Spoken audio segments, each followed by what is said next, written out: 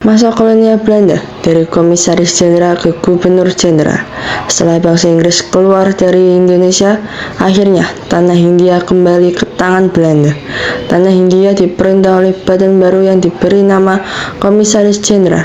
Tetapi pada tanggal 22 Desember 1818, pemerintah memberlakukan undang-undang yang menegaskan bahwa penguasa tertinggi di tanah jajahan adalah Gubernur Jenderal.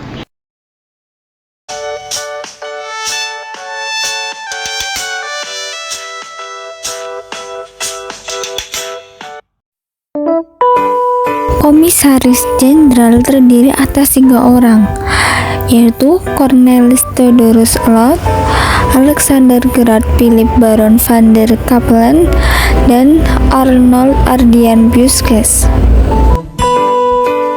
Yang pertama ada Cornelis Theodorus Allot. Cornelis Theodorus Allot 1810 sampai 1888 adalah seorang pejabat kolonial Belanda yang memiliki peran penting di Hindia Belanda atau kini Indonesia pada abad ke-19. Ia menjabat sebagai Gubernur Jenderal Hindia Belanda dari 1851 hingga 1856. Pemerintahannya ditandai dengan berbagai kebijakan, termasuk pembangunan infrastruktur, perluasan tanah pertanian, dan usaha untuk memperkuat administrasi kolonial. Namun, dia juga menghadapi kritik, terutama terkait dengan kebijakan tanah dan permasalahan agraria. Allot diingatkan karena menekankan pada penguasaan dan pengendalian wilayah. Namun, seperti banyak pejabat kolonial pada masa itu, dia juga menjadi objek kritik dan kontroversi terkait cara pemerintahan kolonial dijalankan. Ada beberapa dampak dari pemerintahan Cornelis Theodorus Allot, yaitu 1. Pembangunan infrastruktur. Allot menekankan pada pembangunan infrastruktur di Hindia Belanda. Ini mencakup pembangunan jalan, pelabuhan, dan proyek-proyek lainnya yang bertujuan untuk meningkatkan konektivitas dan efisiensi administrasi kolonial. 2. Perluasan tanah pertanian. Pemerintahannya menggalakkan perluasan tanah pertanian.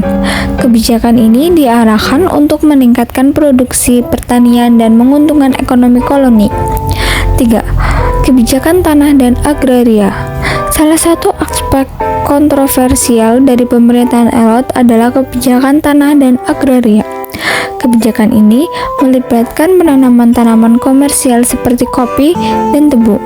Pada saat yang sama, seringkali menyebabkan konflik dengan masyarakat pribumi karena merugikan pemilik tanah tradisional.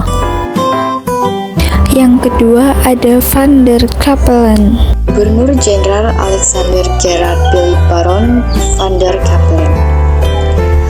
Van der Capellen lahir di Utrecht pada 1778 dan meninggal di De Bilt, Utrecht pada 1848.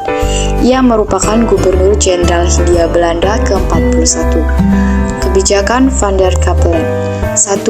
Menghentikan pembayaran sewa tanah. 2. Mendirikan Departemen Pertanian, Seni, dan Ilmu Pengetahuan. 3. Mengurangi sebagian monopoli perdagangan rempah-rempah. 4. Imunisasi berhasil dijalankan. 5. Menghapus peran pejabat lokal. 6. Menetapkan pajak untuk penduduk pribumi.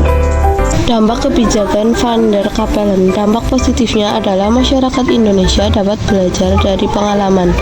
Jika terjadi gagal panen, memicu giat untuk bertahan hidup dan muncul semangat perjuangan. Dampak negatifnya adalah masyarakat merasa tertekan, rakyat mengerjakan dengan adanya paksaan dan ketidakadilan. Yang ketiga ada Arnold Adrian Buyscke.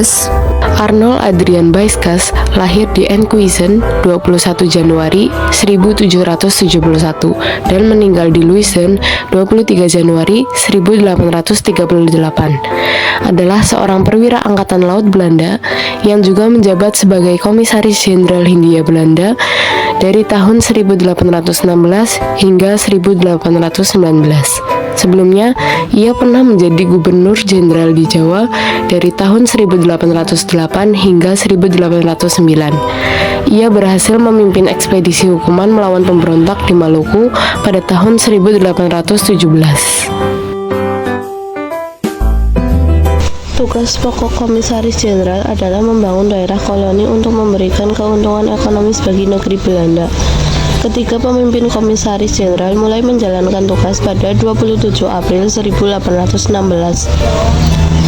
Ketiga gubernur jenderal tersebut sepakat mengarahkan program tanam bebas dan pengenalan pajak tanah bagi masyarakat di Pulau Jawa.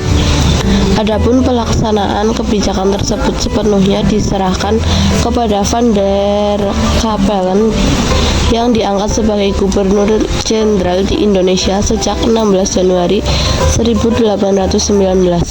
Adapun Theodorus Elaud dan Ardian Baeskis ditarik dari jabatannya oleh pemerintah Belanda.